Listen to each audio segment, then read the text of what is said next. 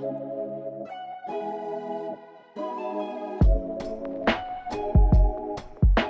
right, everybody, thank you for joining me for this wonderful interview that we have brought to you today. Today, I have with me Dr. David Odom, Associate Professor of Student Ministry and Director of the Youth Ministry Institute at New Orleans Baptist Theological Seminary.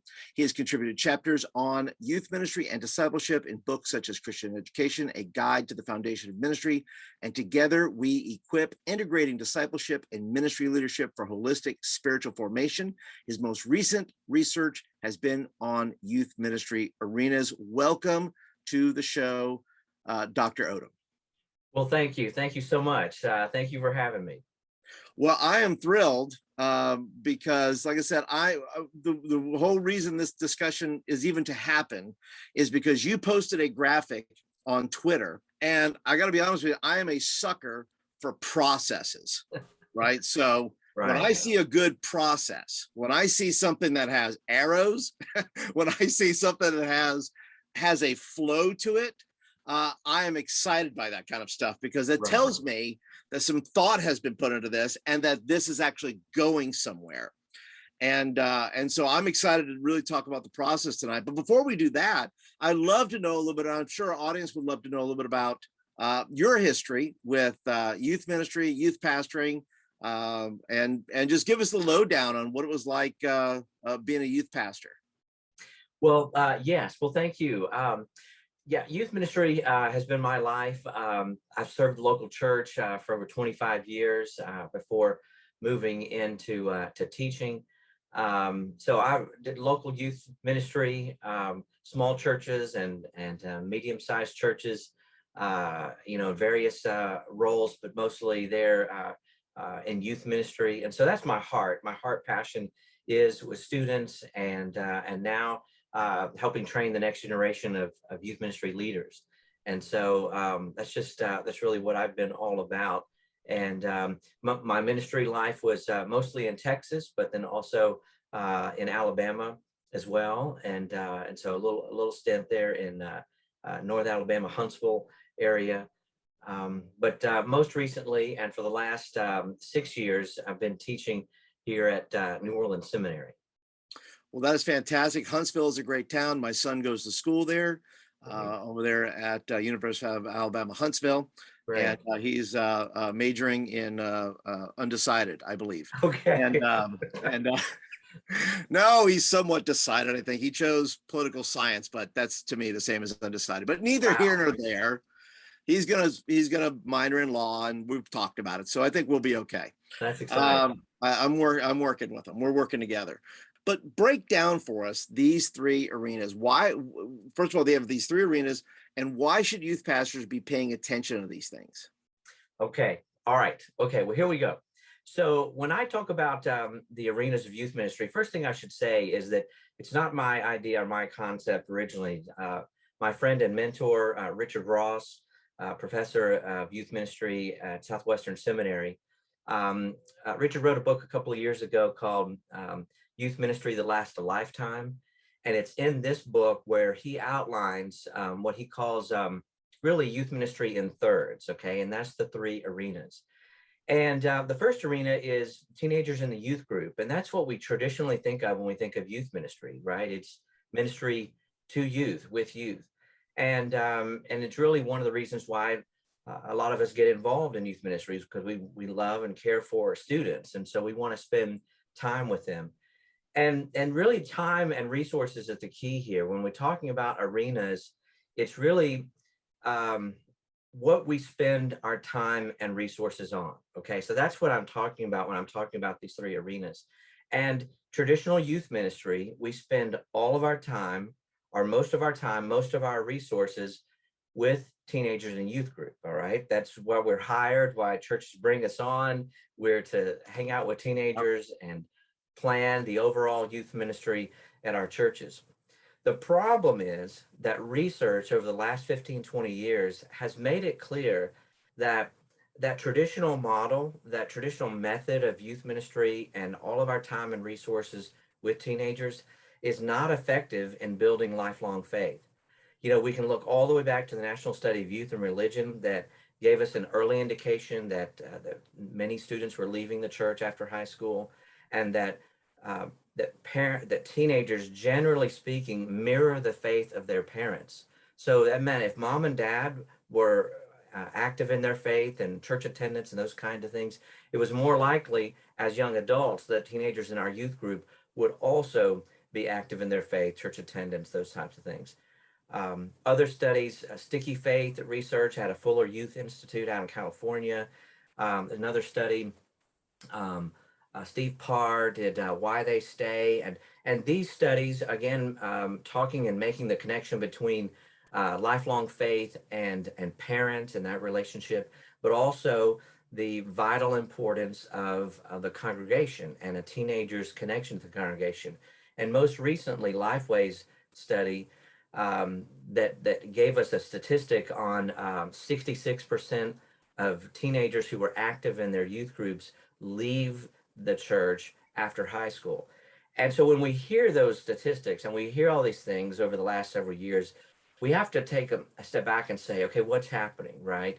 That same study with Lifeway showed and indicated, though, the vital role not only of parents, but of a connection to the congregation, and that if students understand that faith is, that church attendance is vital to my faith, then they're more likely to stay involved in church. And then also, if they have relationships with someone, another adult, other church members, again, that contributes to them continuing on their faith.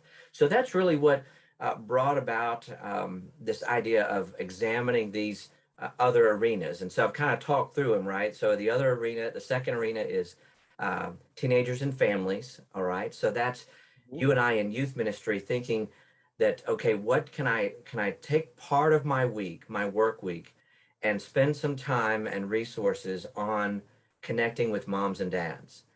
Because if moms and dads, research shows us that parents are the #1 influencer of their teenagers' faith, both positive and negative. So again, if mom and dad are believers, if mom and dad are Christians and they're attending church, again, that's going to have a positive influence on that teenager. The same is true, of course, if mom and dad are not believers and they're not plugged in, then that Right. influences that teenager away from faith and belief. And so it makes sense that I would want to spend my time and resources trying to influence the influencer, right? Trying to build relationships and do all I can to love and care and support parents. Yeah. Some of the pushback I've had, though, on that is that not just me, but of course, when we talk about parent family ministry, youth ministers say, well, that's someone else's job, right? That's, another, maybe it's the pastor's job or another staff member, depending on the size of the church. Who's saying this? I mean, right. I mean, well, I think we get defensive and we say, well, okay, that's those are adults. And so I'm the youth minister and that's an adult ministry role. But I think that youth leaders are uniquely positioned to exert influence in a positive way in the lives of parents, right? We're loving and caring for their teenagers. And then by extension, that relationship that we have with that student gives us an opportunity to really engage and connect with moms and dads. And so that's that second arena. The third arena is one that I think all too often we in youth ministry don't consider. And that's a connection to the congregation. And the reality is we do a great job typically in youth ministry of leading kids to fall in love with the youth group, but they haven't necessarily fallen in love with our church. Right. And as they graduate from high school and leave our youth ministries, many are walking away from faith because they've not developed that connection to the local congregation. And so again, what can I do during my normal week to think processes and think, what am I doing to help bridge those connections intergenerationally with folks that are older and younger than our teenagers? And then what am I doing to help connect them to my church in ways beyond my youth ministry? So that's in a nutshell. Those are the three arenas that I've been studying. Well, and they're critically important to youth pastors. You're listening, you're watching. That some of you think that only one of these is your portfolio, and you need to expand your portfolio here, Right. your arenas. And I just want to talk to those youth workers who are saying it's not my job. Mm. It's your job. I will tell you right now, you can't get out of it. It's your Yeah. job. And I would say this too, and maybe you could help me, that there's a lot of youth workers who are young, probably between the ages of 22 to 26, maybe, right? That maybe they have young children, babies, 2 years old, so forth, that don't quite feel the empowerment to speak to families. They feel like Right.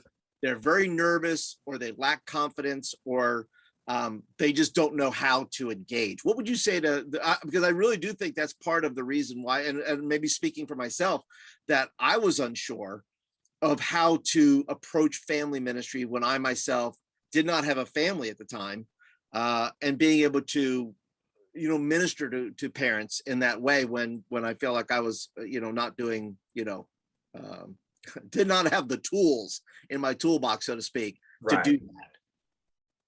Well, I think it is a struggle, and I think that we want to acknowledge that unless we are a parent of teenagers, we cannot necessarily speak as an expert in parenting teenagers, right? Unless we've Right. done there, kind of been there. But certainly, you and your experience in youth ministry, you come from a different sense of expertise, and an expertise in teenagers and youth culture, and your time and training and experience with youth give you an opportunity to speak into the lives of parents in a unique way. And I'll tell you what I did, and this is what I would encourage anyone who has not yet been a parent of a teenager, is that we need to leverage our volunteers in a strategic way. And what I've done in my own ministry experience is look for moms and dads, look for parents in my church who are maybe now the parents of young adults, or their children are maybe in their 30s, and involved in church or ministry in some way. And so I'm going to look to that adult to say, hey, would you be willing to partner with me to meet with parents? And because of your experience, you've raised teenagers, your teenagers are a part of your young adults were a part of our youth ministry years ago. That's what I'm looking for. And I've brought adults like this, parents in, to really be a liaison, be a connection, to say, I want to help facilitate, but I'm not an expert in parenting, but I can help give you resources and provide an opportunity. For instance, one of the things that I've done in my own ministry is we started a parent support group. Okay, parents of teenagers support group. Now, we're not saying that teenagers are some addiction that we've got to break or something like that. But no, the reality is that many of our parents of teenagers are struggling. Right? They're Yes. struggling with how to raise their teenager. They're struggling with things like curfews. They're arguing with their teenager every night about curfew. They're struggling with things like cell phone and internet and all these types of things. And parents are struggling. And if we provide an opportunity for parents of teenagers to get together, to talk and share and cry together and laugh together, pray together, I mean, that's a win, right? And so you as a youth It leader, is. even if you're in your 20s, you can facilitate that. And you've brought in others to say, okay, we've got folks here that are going to love and care and support us in this. That's one aspect of parent ministry that any and all of us could do. Well, and it's such a great point, because the youth workers that are watching and listening to this, who are overwhelmed, or once again, like you said, they don't have to exert any um, unction of themselves. They don't have to have a wealth of knowledge to Right. gather people. Right? If Right. they're facilitators, That's right. and if they're just facilitating group dynamics, or creating those, you talk about parents of teenager support group. The acronym is POT. I get that, but There you go. and I believe I read that in a youth specialties book somewhere. Somebody had written about that, about having a That's so having great. that. But besides that, can you break down some examples? And those are great examples. But as we move into, and you please feel free to share examples. Not only, there are good practices and principles for, for just the arena of youth. So feel free to share in that as well as family, and as well as the congregation. But where are you seeing these good practices? What examples can you give maybe that maybe you're seeing in action in some churches that maybe you've have students in, or that you're familiar with yourself? Okay, that's a great question. So let me jump into some of the research that I've conducted over the last year and a half. We were definitely interested in finding out what folks are doing in each of these arenas, and obviously what they're doing successfully. And so part of our research and developing a survey instrument was asking difficult questions about ministry in each of these three arenas. And what we found was, and you alluded to it, what we found was 54%, or most youth leaders were scoring in the way we did our scoring was, that was kind of a high, medium, and low, or excelling in youth ministry in these three arenas, or just kind of average in youth ministry, and then low or struggling. And most 54% scored in that average range. And so that was in each arena, that across the board, we're just kind of thinking, okay, we're doing okay, not great, but not bad either, just kind of average, kind of medium, middle of the road. And sure. Obviously, I think we can understand that there's a level of that we can be excited about and thankful that we're doing as well as we are, but also indication there's room for improvement. And yes. So what we did when we identified those that were scoring high in our assessment, in our initial survey, a pilot study basically that we conducted, we wanted to talk to those folks. And so there were a couple of things that came out of the interviews we did. We did follow-up phone interviews with mm-hmm. youth ministers, youth pastors who scored high in all three arenas. And there were two things that kind of rose to the surface that were common across all three. And those were relationships and service. Okay, so let me talk about those two things. So it's about building relationships, obviously building relationships with students, right? So you as the youth leader are developing those relationships with teenagers to get to know them, but ultimately we're building those relationships so that we can be in a discipling role, right? To be able to share God's word, talk to teenagers about becoming Christians, helping them grow in their faith. We're developing the relationships. But it's also the relationships that we hope our volunteers are developing as well, right? That even if we've got a small youth group, we're hoping to and looking for other adults to come in and to be a part of our youth ministry. And we want those adults to develop relationships with those students as well, because I really believe that true discipleship, can't take place outside of relationship, and you have to have relationship with someone in order to truly disciple them. And so relationships are key. And we saw that not only in youth ministry or teenagers in the youth group, but the relationships with parents kept coming to the surface over and over and over again. And I mentioned things like the support group, but honestly, in our conversations with those that scored high in teenagers and families, it wasn't necessarily a specific approach or a specific type of programming that they had developed.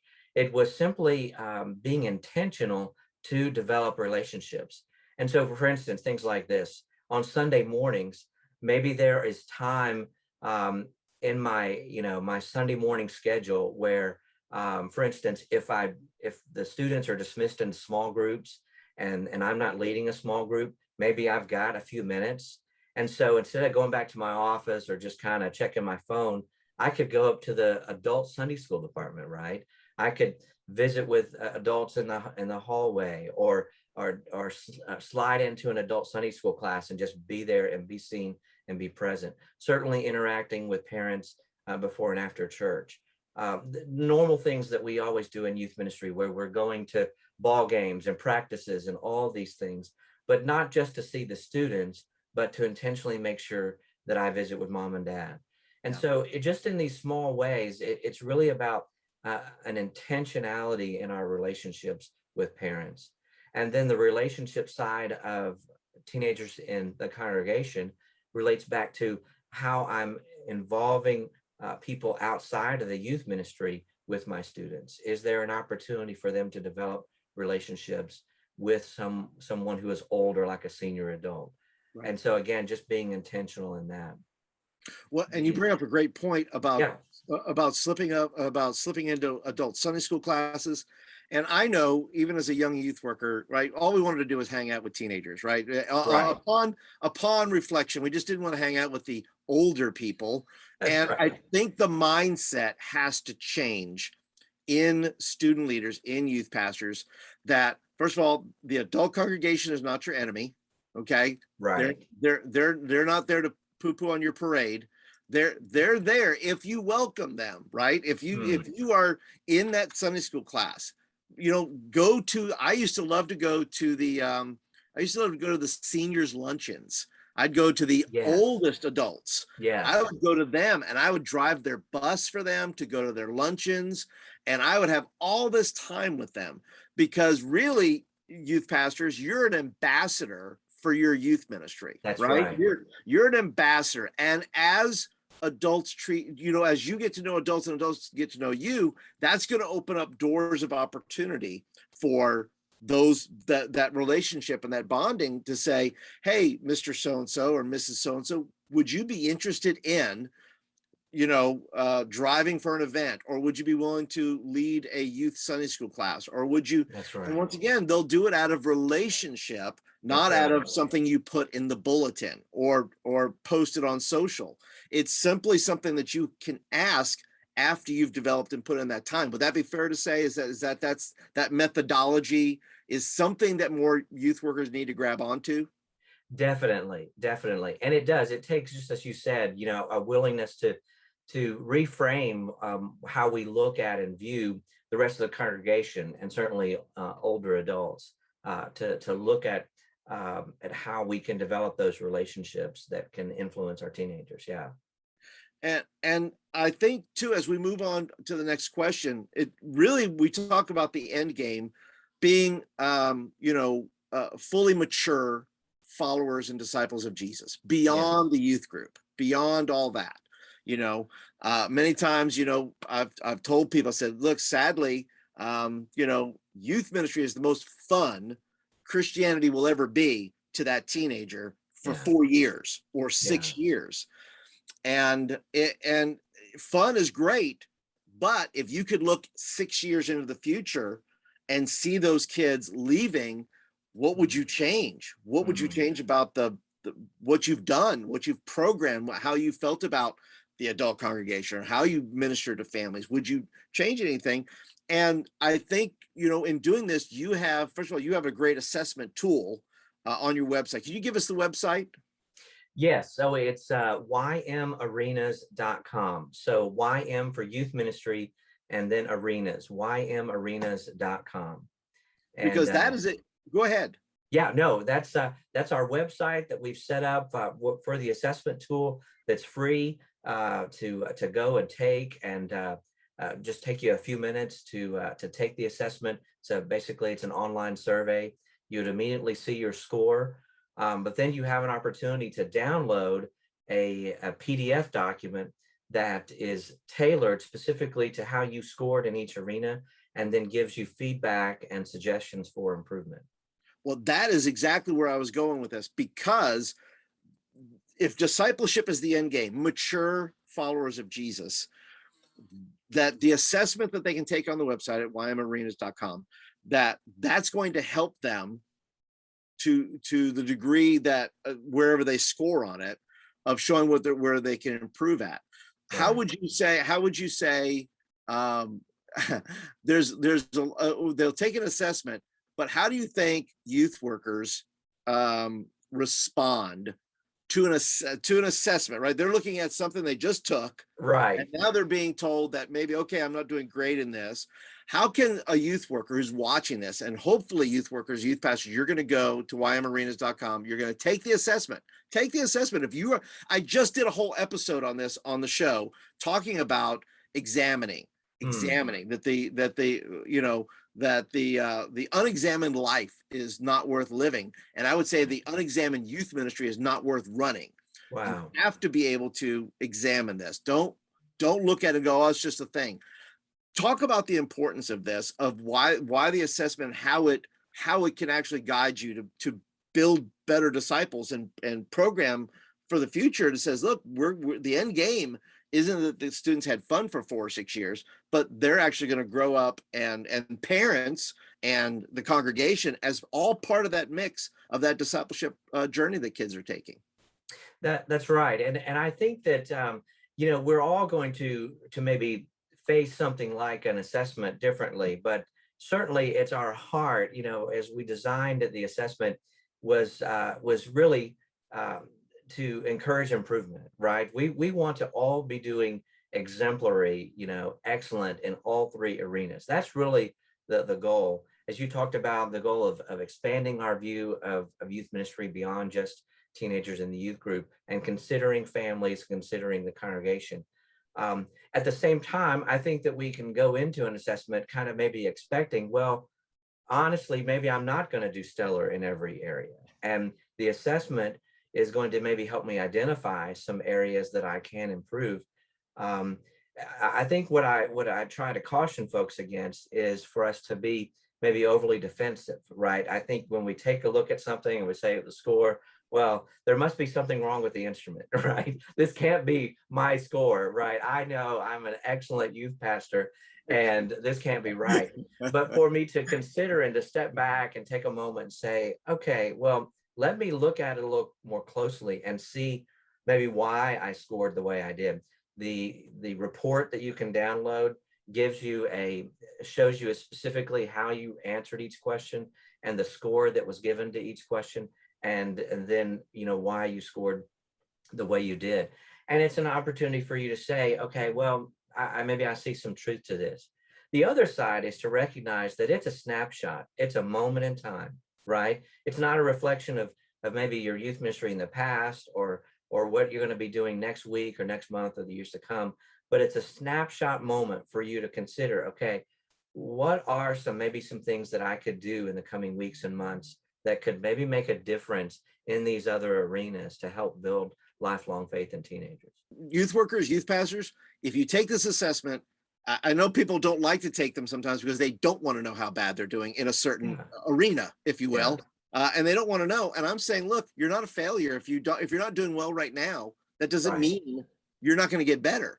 But you have to be willing to look in the mirror and put it up to the mirror and say, hey, am I doing what I can do right now? And are there ways? And I love the fact that you're providing, some people takes an assessment and then you just get a score and that's it. You've got your 24% or whatever you have in this area. But you're saying, not only are you going to take the assessment, but we're going to walk alongside you. We're going to give you some steps going forward with youth, with family, and with the congregation.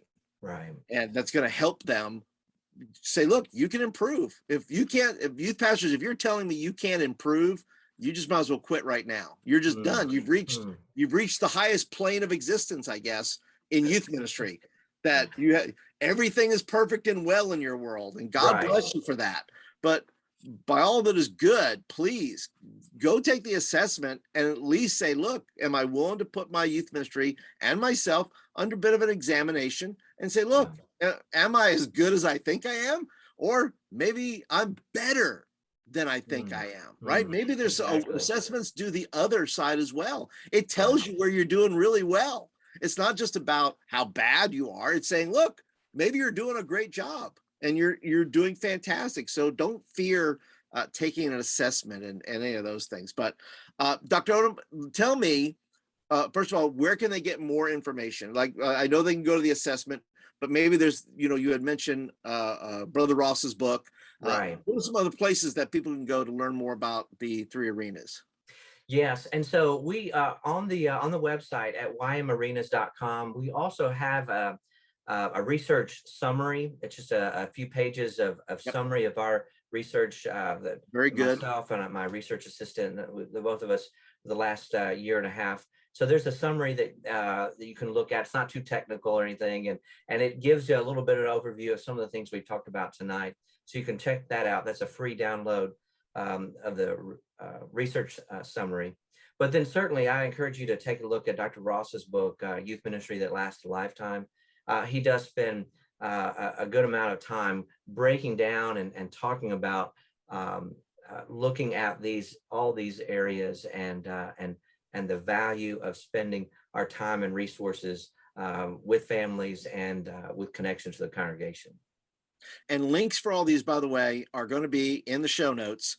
And I think Right. also it's important, youth workers, that you download the research, because it's quite possible your pastor doesn't know about this research. Hmm. It's quite possible that this becomes a tool for you to work with your pastor to say, look, we need to expand.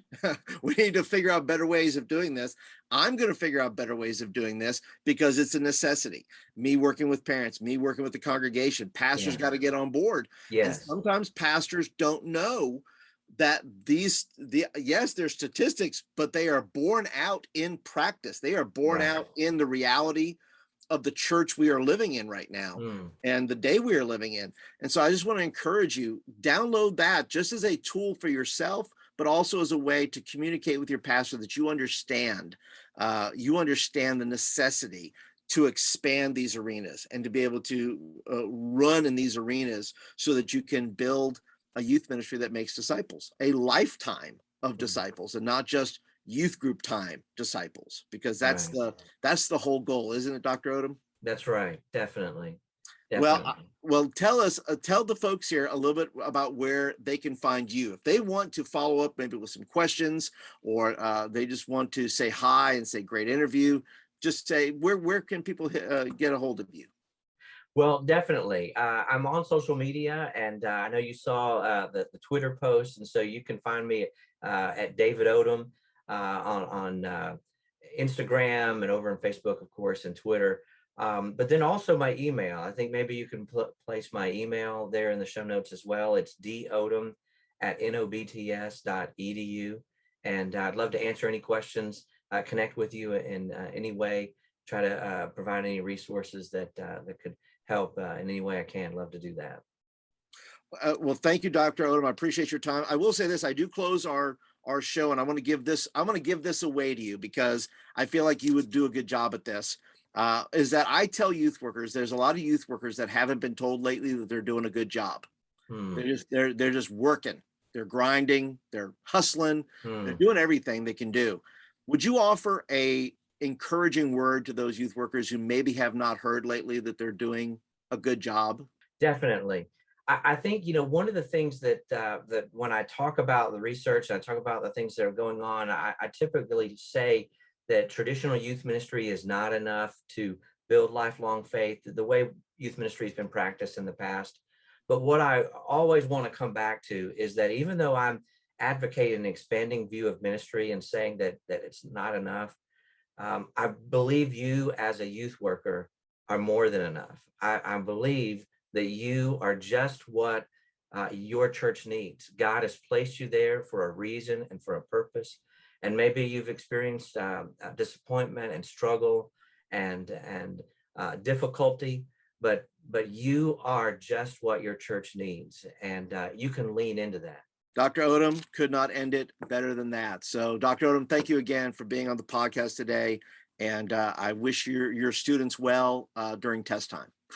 Right. Thank you so much.